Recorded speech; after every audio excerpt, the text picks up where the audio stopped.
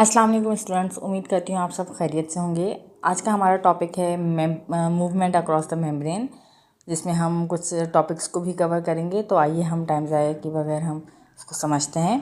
सबसे पहले अगर इसकी इंट्रोडक्शन की बात करें तो सेल मेम्ब्रेन, जैसा कि आपको पता है कि सब्सटेंसेस की मूवमेंट को कंट्रोल करती है, और ये जो मूवमेंट है ये उसके एनवायरनमेंट को मेंटेन करने के लिए बहुत ही इंपॉर्टेंट है। तो दो तरह की यहाँ पे जो है मूवमेंट हो रही है, एक होती है पैसिव ट्रांसपोर्ट, एक होती है एक्टिव ट्रांसपोर्ट। सबसे पहले पैसिव ट्रांसपोर्ट को समझते हैं। पैसिव ट्रांसपोर्ट का मतलब होता है कि जो सब्सटेंसेस हैं उनकी मूवमेंट होना सेल मेम्ब्रेन के थ्रू, इसमें एटीपी यानी जो एनर्जी है उसका इस्तेमाल नहीं हो रहा। जो सब्सटेंसेस हैं वो यहाँ पे हायर कंसंट्रेशन से लोअर कंसंट्रेशन की तरफ मूव करेंगे, लेकिन इसमें एटीपी एनर्जी की कोई ज़रूरत नहीं होगी।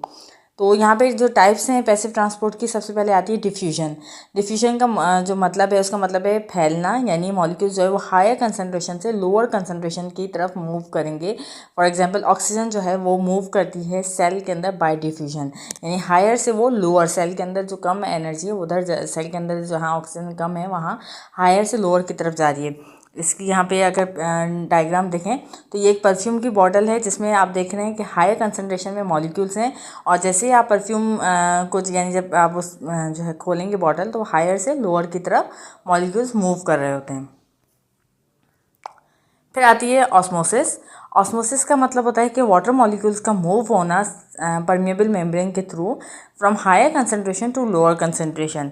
इसकी एग्जांपल यहाँ पे जो है डायग्राम यहाँ पे आपको दिखाई गई है कि ये देखें आप, जो वाटर मॉलिक्यूल्स हैं वो सेमी परमेबल मेम्ब्रेन के थ्रू मूव हो रहे हैं, और यहाँ पर आप देखें कि जो डाइल्यूट सॉल्यूशन यानी जो वाटर की क्वांटिटी है वो ज़्यादा है, और जो कंसनट्रेटेड सॉल्यूशन है जहाँ पे वाटर की जो मॉलिक्यूल्स हैं वो कम है। तो आप देख रहे हैं कि यहाँ पे वाटर मॉलिक्यूल्स जो हैं वो ट्रांसफ़र हो रहे हैं हायर से लोअर की तरफ।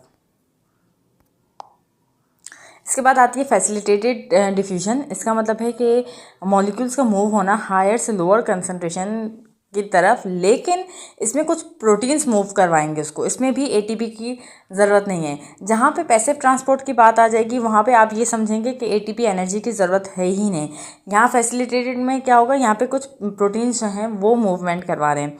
यहाँ पे अगर हम इसकी डायग्राम देखें तो देखें कुछ मॉलिक्यूल्स हैं जो हायर से लोअर की तरफ जा रहे हैं, लेकिन इनको यहाँ पे कुछ चैनल प्रोटीन्स हैं जो इनको मूवमेंट करवाएंगे। अच्छा जी, उसके बाद आता है एक्टिव ट्रांसपोर्ट। इसका मतलब है कि मॉलिक्यूल्स की मूवमेंट होना, लेकिन यहाँ पर जो है एटीपी एनर्जी का इस्तेमाल होगा। जैसे कि पैसिव में नहीं था, लेकिन एक्टिव ट्रांसपोर्ट में एटीपी का इस्तेमाल होगा, और इसमें लोअर कंसंट्रेशन से हायर कंसंट्रेशन की तरफ हम जाएंगे। जैसे कि सोडियम पोटेशियम पंप जो है वो एक इम्पॉर्टेंट एग्जाम्पल है एक्टिव ट्रांसपोर्ट की। अच्छा, यहाँ पे अगर हम कंपैरिजन की बात करें पैसिव और एक्टिव की, तो पैसिव ट्रांसपोर्ट में आपको एटीपी की ज़रूरत नहीं होती, जबकि एक्टिव ट्रांसपोर्ट में एटीपी की ज़रूरत होगी। पैसिव ट्रांसपोर्ट में जो है मॉलिक्यूल्स मूव करेंगे हाई से लोअर की तरफ, जबकि एक्टिव ट्रांसपोर्ट में जो है लो से हाई की तरफ मूव करेंगे। पैसिव ट्रांसपोर्ट में डिफ्यूजन, ऑस्मोसिस और फैसिलिटेटेड डिफ्यूजन है, जबकि एक्टिव ट्रांसपोर्ट में कुछ प्रोटीन पम्प्स हैं और कुछ एनर्जी डिपेंडेंट प्रोसेसेस हैं जिनके थ्रू जो है वो ट्रांसपोर्टेशन होगी। कंक्लूजन की बात करें तो मूवमेंट जो है वो सेल मेम्ब्रेन के थ्रू जो हो रही है, उसमें कुछ सब्सटेंसेस जो हैं वो मूव होते हैं, कुछ वेस्ट मटेरियल्स जो हैं वो रिमूव हो जाते हैं। इस तरह से उनका जो सेल का एनवायरनमेंट है वो मेंटेन रहता है।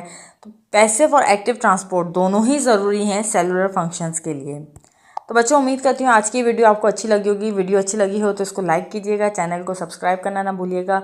अपना बहुत सारा ख्याल रखिए। मुझे इजाज़त दीजिए। अल्लाह हाफिज़।